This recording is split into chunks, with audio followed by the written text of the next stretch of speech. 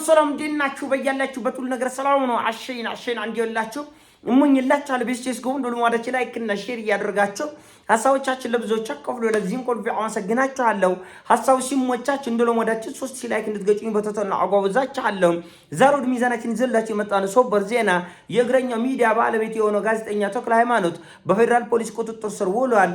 እንደምታውቁት እንግዲህ እግረኛው ሚዲያ የተገፉ የተበደሉ ሰዎችን ሚዲያ ድረስ በመጋበዝና በመጥራት ያንጓጥጣል፣ ያዋርዳል። የተበደሉ ሰዎች፣ ደም እንባ የሚያነቡ ሰዎች፣ ፍትህ የሚፈልጉ ሰዎች፣ ድምጽ ህዝብ እንዲሆናቸው የሚፈልጉትን ሰዎች ሚዲያ ድረስ ጠርቶ ያንጓጥጣል፣ ያዋርዳል። ብሔርን የሚሳደቡ ሃይማኖትን፣ ሀገርን የሚያውኩ ሰዎችን ሚዲያ ድረስ ትልቅ እድል ሰጥቶ 1 ሰዓት ሙሉ 2 ሰዓት ሙሉ ኢንተርቪው ያደርጋል። ይሄ ነገር ትክክል አይደለም። የራሱ ዩቲዩብ ቻናል ላይ ገብታችሁ ኮሜንት ብታነቡ ጉድ ነው የምትሉት። ኧረ አንተ ሰው እየተው፣ ኧረ ከድርጊቱ ተቆጠብ፣ ይሄ ትክክል አይደለም፣ ይሄም ትክክል አይደለም። ሰው መዓት ሐሳብን አስተያየት ይሰጣል፣ አይሰማም። አልፎ ተርፎ ሰሞኑን እንደምታውቁት 1400 ሰዎች በህግ ጥላ ስር ያለው ጉዳያቸውን እሱ ወደ ሚዲያ ይዞ መጥቶ እነ ሰራዊት ፍቅሬና ሌሎች እነ ሰሎሞን ቦጋለ እነሱ ነፃ እንደሆኑ ምንም እንዳልበደሉ በፍትህ በፍርደ ገምድልነት እንደተከሰሱ አድርጎ ለመሳል ፈለገ።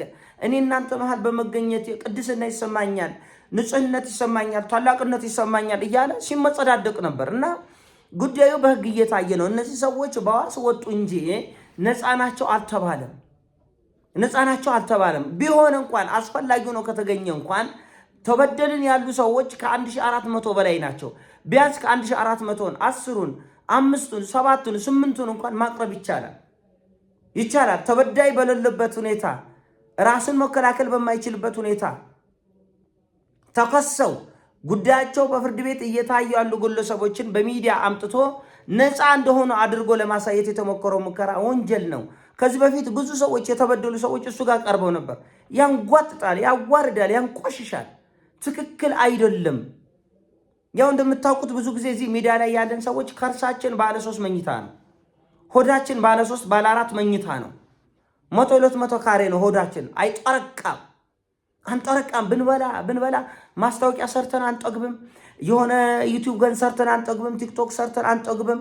እርዳታ ሰብስበን ጎፈንድሚ ሰብስበን አንጠግብም። ምን ጉድ እንደሆነ አላውቅም።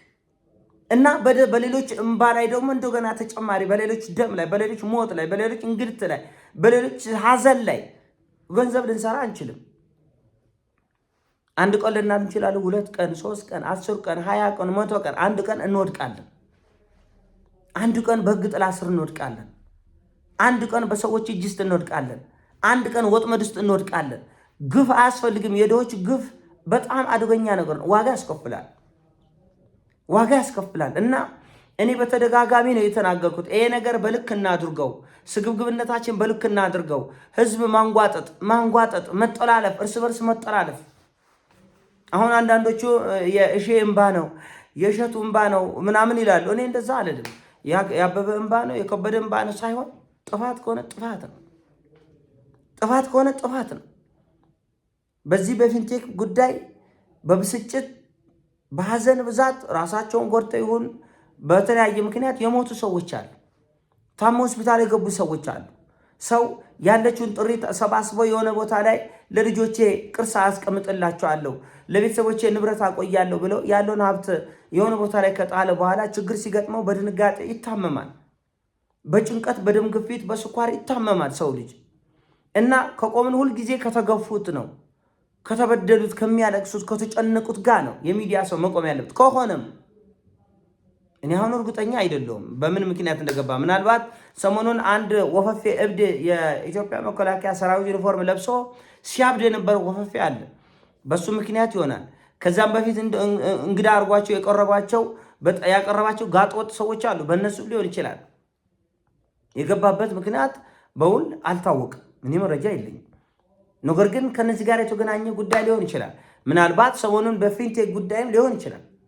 ፊንቴክ ጋር የተገናኙ ሰዎች እነሱ ጉዳያቸው በህግ ሂደት ውስጥ እያለ ፍርድ ቤት ላይ ጫና ለመፍጠርና ተበዳዮችን ጫና ለመፍጠር የተደረገ ጥረት ነው የሚል በእነሱም ክስ ቀርቦበት ሊሆን ይችላል። ነገር ግን ሚዲያ ላይ ያለን ሰዎች ድንበራችንን ማወቅ ያስፈልጋል። ሎከታችንን ማወቅ ያስፈልጋል።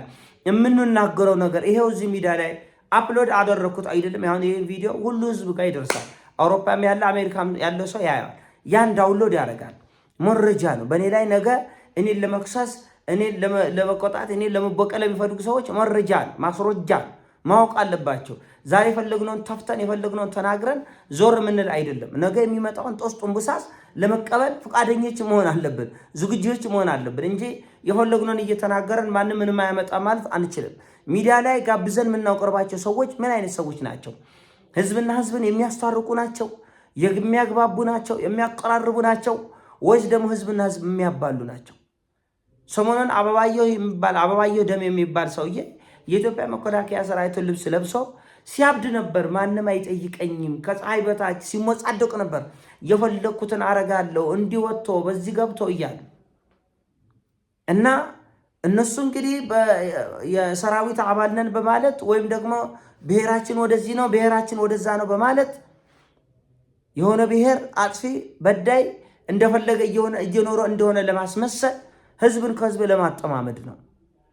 አይታችሁታል። ሰሞኑን እግረኛ ሚዲያ ላይ አበባየሁ ደም የሚባል እብድ ወፈፌ እኔ እንጀራ አልበላም፣ እንጀራ የአማራ ነው፣ ወጡ የአማራ ነው፣ እንትኑ የኦሮሞ ነው፣ እንትኑ የአማራ ነው፣ የትግሬ ነው እያለ የሚቀባጥር እብድ ቪው ስላለው ብቻ ዩቲዩብ ላይ ብዙ ሰው ስለሚያየው ብቻ እብድ እየሰበሰብክ ሚዲያ ላይ አታቀርብም። እነዚህ ሰዎች ተጽዕኗቸው ምንድን ነው? በህዝብ ላይ ጥላቻ ለመፍጠር ዓላማቸው ምንድን ነው? ከመጋረጃው በስተጀርባ ያለው ዓላማ ምንድን ነው? ምንድን ነው? አበባየሁ ደም የሚባል እብድ ሰው ጫማውንና ከስክሱን ጠረጴዛ ላይ እንደዚህ አድርጎ ሲሰቅል ይስቃል። ምን ማለት ነው? ተቋሙ ሊጠይቀው ይችላል። መከላከያ ሰራዊቱ አይ ክብሬን የሚነካ ነው፣ ሰራዊቴን የሚያዋርድ ነው፣ እንደዚህ ያለ እንግዳ ለምን አቀረብኩ ብለው ከጠየቀው ምን መልስ ይሰጣል? ይሄን ዩኒፎርም ሲለብስ መታወቂያ አይተሃል ወይ? የተቋሙ ፍቃድ እንዳለው አውቀሃል ወይ? አረጋግጠህ ነው ወይ ይሄን ሰው እንግዳ አድርገህ የጋበዝከው ብለው ቢጠይቀው መልስ የለም። እግረኛ ሚዲያ ሰሞኑን በፊንቴክ ተበዳዮች ጉዳይ ላይ ተበዳዮችን አቅርበሃል ወይ? እነሱ ፍርድ ቤቱ ላይ ጫና ለመፍጠር ያደረጉት ጥረት ከምን አንጻር ነው? ይሄን ታውቃለህ ወይ ቢባል መልስ አይሰጥም። መልስ አይሰጥም። ከዚህ በፊት ያቀረባቸው ህዝብ ያንጓጠጡ ብሔርን የሰደቡ ያዋረዱ ግለሰቦች እድል ሲሰጣቸው ከምን አንጻር ነው ብለው ህግ ቢጠይቅ ምን መልስ ይሰጣል? ይሄ ሁሉ መታወቅ መቻል አለበት።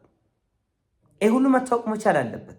እኔ ዛሬ ተናገርኩትን ነገ ከዩቲዩብ ላይ በሙሉ አጥፍቼ አውራርጄ ሁሉን ነገር ዘጋግቼ ዞር ብል መረጃው ህዝብ ጋር አለ እና ራስን ማሞኘት አያስፈልግም። ራስን ማሞኘት አያስፈልግም። በልኩ መሆን ያስፈልጋል። በስርዓቱ መሆን ያስፈልጋል። በልኩ በስርዓቱ መሆን ያስፈልጋል እና እኔ በግሌ እንዲህ ያሉ ድርጊቶች ተጠያቂ ማድረግ ያስፈልጋል። ከድርጊታችሁ መቆጠብ አለ። አሁን አንዳንድ ሰው ያሳዝናል፣ እግረኛ ሚዲያ ታሰረ ይላል። የተበደሉ 1400 ሰዎች አያሳዝናቸውም? ሚዲያ ላይ ያለን ሰዎች ዩቲዩበር ስለሆንን ቲክቶከር ስለሆንን ከሌላ ሰው የተለየ ማንነት የለንም። ውጭ ከሚያለቅሱ ከተበደሉ ሰዎች ያነስነን እኛ እንደውም ማንነታችን እንደውም ለፍተው ደክመው ያገኙት ገንዘብ ሰዎች ሲዘረፉ ለምን ብለው መጠየቅ ያስፈልጋል። ለምንድን ነው የሚዘረፉት? ተዘርፈናል ተበድለናል ብለው አልቅሰው ፍርድ ቤት ክስ ከገቡ ክሳቸው በህግ ሂደት እስኪያልቅ ድረስ አፍን ዘግተ ቁጭ ከተቻለ ለተበደሉ ሰዎች ድምፅ መሆን እንዲናገሩ እድል መስጠት። መቼ ነው የተዘረፋችሁ? ማን የዘረፋችሁ? መረጃችሁ የትኛው ነው? ዶኩመንት የትኛው ነው ብለው ለተገፉ ሰዎች ነው የሚዲያ ሰው ቲፎዞ መሆን ያለበት፣ ደጋፊ መሆን ያለበት እንጂ የሚያለቅስን ሰው ለማዳፈን አፉን እንዲዘጋ ለማድረግ እንዲሸማቀቅ የፍርድ ሂደቱ ጫና እንዲያድርበት ማድረግ ተገቢ አይደለም፣ ተገቢ አይደለም። እና እኔ ስለታሰረ ደስተኛ አይደለም ወይ ደግሞ አልፈነጥዝም። ነገር ግን የእጁን እንዲያገኝ ግን እፈልጋለሁ። ጥፋተኛው ነው ከተገኘ ይቀጣ፣ እኔም በሁሉ ይቀጣ። እኔም በሆን ማስታወቂያ የሰሩ ሰዎች በማስታወቂያቸው ህዝባቸውን አጭበርብረው ከሆነ ህዝብ ተበድሎ እያለቀሰ ከሆነ እኔን ማስታወቂያ ከሰራው ህግ ሊጠይቀኝ ይገባል። ደግነቱ 2 ብር አግኝቼ አላውቅም። እግዚአብሔር ይመስገን 2 ብር አግኝቼ አላውቅም ከዚህ ከማስታወቂያ ጉዳይ። ለምን? ጦሱን ስለምፈራ፣ የህዝብ እንባ በጣም ነው ምፈራ። እንደገና ሌሎች ሰዎች ሰርተው ሊሆን ይችላል። ለነሱ ከቨር ለመስጠት ሽፋን ለማድረግ የሚደረግ ሩጫም ካለ ይህም በሕግ ያስጠይቃል እና ለሌሎቻችን መማማሪያ ነው። ጥንቃቄ ማድረግ ያስፈልጋል ለማለት እወዳለሁ። ይህን ሀሳብ ሲሞቻችሁ ላይክ አድርጉ፣ ሼር አድርጉ። ወዳችኋለሁ። ፒስ